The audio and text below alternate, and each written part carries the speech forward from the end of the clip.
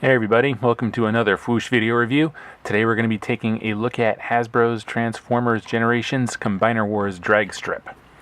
Dragstrip was actually the first of the Stunticons to be released, but we're looking at him last here, well last in terms of appendages for Menasor, their combined form. Dragstrip was part of the first wave, and there's no comic book included with this particular figure. Evidently he's been reissued for Wave 2, I guess, and he's now coming with a comic book like his teammates, but I can't speak to that because I haven't actually seen that yet.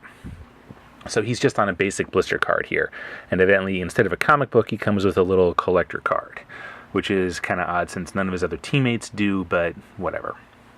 So there isn't a whole lot of information about Dragstrip here on the card. On the back, all it says is Ruthless Decepticon Racer, so at least we know he's ruthless. At least there's that. And as I mentioned, he was released with just a bunch of aerial bots. So on the back here, it shows him as part of Superion, which is just strange. But I think that's Hasbro's way of saying all of these Combiner Wars figures can be mixed and matched any way you want. So I guess that's what we're looking at here. Since the actual Combiner pieces are all universal, you can just be creative and do whatever you want with all of them.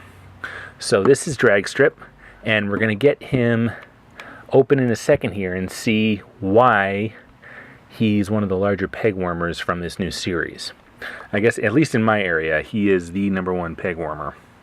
He's the guy I see multiples of no matter what store I walk into, and let's find out what's up with that. So I'm going to get this guy open, and we're going to take a look. Sit tight.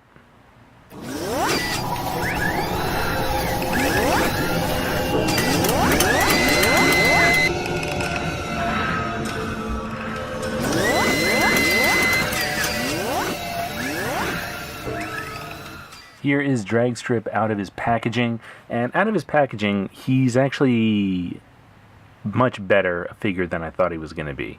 For some reason, he just looks so odd in there. I think maybe it was because how his shoulders were placed, because his shoulder joint was kind of angled downward a little bit, and once you have it up like this, it just gives him more presence. I guess maybe that's it. But yeah, out of the package, now that I've had a chance to handle all of the Stunticon limbs of Menasor, I do not think he's the worst one at all. He was probably a peg warmer just because he was out with a bunch of aerial bots and he was a lone Stunticon. That's got to be it, because I don't think anything about the particular figure merits any kind of lack of enthusiasm about the figure. And anybody who's going to build Menasor, of course, needs him because he's always been Menasor's right arm. So yeah, and so this is Deluxe Class Dragstrip, and he's not the first Dragstrip we've seen in the line. There was an exclusive released a few years ago, and he was just a repaint of Classics Mirage. And I guess ironically, the rumor is there's going to be a Mirage coming out that's going to be a repaint of Dragstrip here that's going to, I guess, combine with that Optimus Prime that was released along the same time as him. But we can get a look at him from all sides here, and again, just like the other Stunticons, he's got the little bit of a backpack thing. But again, true to the G1 figure. And yeah, he's really not bad at all. The color scheme's not my favorite, but Dragstrip was never one of my favorite Stunticons. And just the mustard and the maroon is just a weird color combination for me. It kind of reminds me of a hot dog. And a little bit of blue. I don't know, maybe a blueberry on the hot dog. I don't know. So, I mean, he's definitely not my least favorite of the Stunticons. I thought he would be, but he's not. And honestly, like, I think Breakdown might be the weakest link in the bunch, just because I've got issues with him that I didn't have with any of the other Stunticons. So, I mean, Breakdown's always been my favorite, but I guess he's kind of not anymore. And Dragstrip is actually better than I thought he was going to be. And his articulation is decent too. It's the same as all the other Stunticons. Decent range of motion in all the arms, and, you know, they can go out to the side like that, and he's got a bicep swivel. Not bad. The only thing he's lacking is a wrist swivel, and they're all lacking that basically. His head is on a ball, but it's really tight, and I'm really kind of worried about it twisting right off, because let's face it, Hasbro's never had that happen to a figure before. And good range of motion in the legs too. Totally decent. I mean, he's just, as far as like Transformers action figures go, he is not bad. Not too shabby at all. I'm really liking these Combiner Wars figures. I just didn't think Hasbro was going to be able to compete with the third-party companies at all, but they're really putting out some decently made retail figures here. I'm really kind of impressed. Let's get a close-up of his face. He's got this cool like red visor with this light blue face. The only bummer here then, and you can really see it here, are these screws in his robot mode, those 4 screws in his torso. That is really kind of unfortunate. It kind of breaks the illusion and kind of makes him look, as stupid a thing as this is to say, it makes him look like, you know, a toy. I really don't like those screws. I might get some epoxy sculpt and fill them in and paint them yellow. Maybe that'll help, but those things, they really gotta go. I'm not really liking them at all. So that is Dragstrip's robot mode. How about we take a look at his vehicle mode and get him transformed here. And let's see. I did this just once so far, so I'm doing this from memory. We can just fold his hands in. Those go like that. And we can bring his legs together. You can see all the tabs right in there. Everything tabs together. And then we've got to twist his waist. Just like that. Let's see here. This bit, the backpack, can flip up.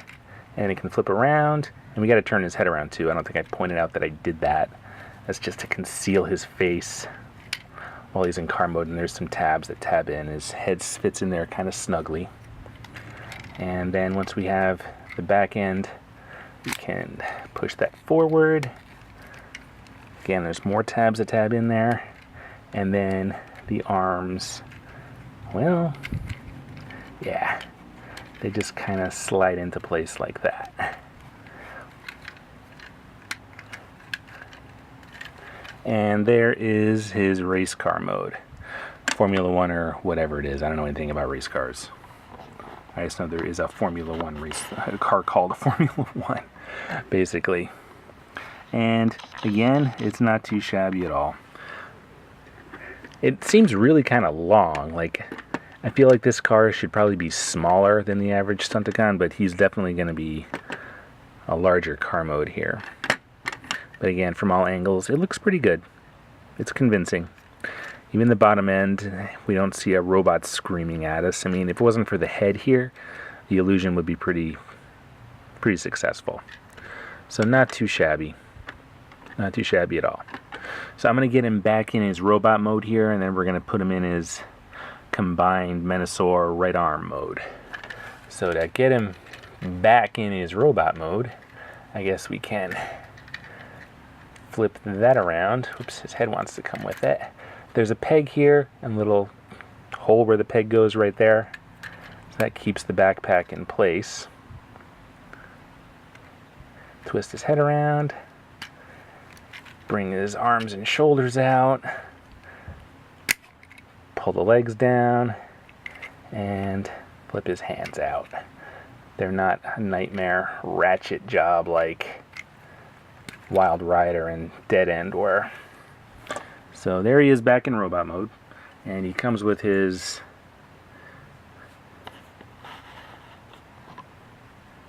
Menasor arm piece here. And in just a second, we're going to take a look and get him transformed into the right arm of Menasor. Stay tight. So let's get him transformed back to his robot mode. To do that, all we got to do is flip that. Let me adjust the camera here for a second so we can actually see what we're doing.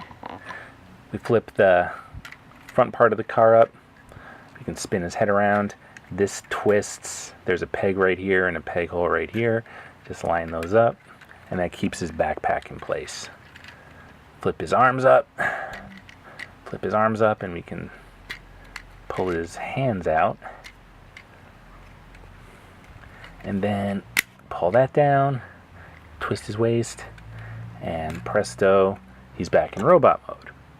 Then to get him in his Menasor mode, and traditionally he's been Menasor's right arm, and that's how he's going to be when I put Menasor together next week. So to do this, we've got to, I turn his head around and then get that out of the way because the combiner port, or the combiner connector piece, flips up just like that.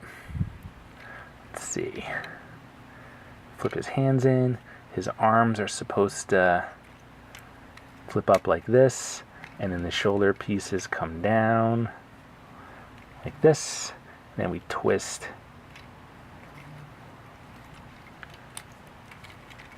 his arms in like this. I mean, it seems kind of arbitrary, but whatever. I'll go with it. And then just make sure the bottom portion is all pegged together. Twist it around so he's got something of an elbow. Take the hand piece and plug that in.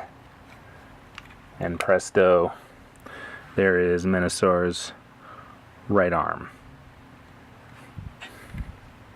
And all the robot bits are decently hidden. Just looks like a yellow arm with purple fist.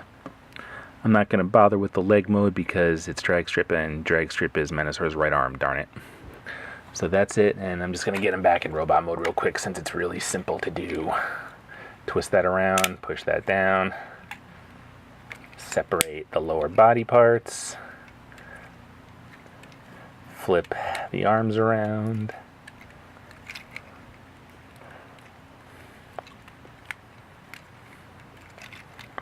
flip his hands out, and then flip his head down and turn it around. So there is Dragstrip, the last of the Stunticon appendages that we'll be looking at.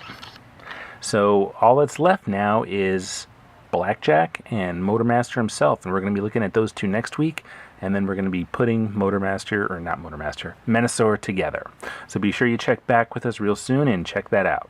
As always, thank you for checking us out here in the Foosh. Be sure to check us out on social media, on Facebook and Twitter, and then our message boards too. There's a good discussion going on about the Combiner Wars figures as we speak. So check us out, and be sure to tune in next time for more Transformers figures reviews. Okay? As always, thanks for watching, and I'll see you next time.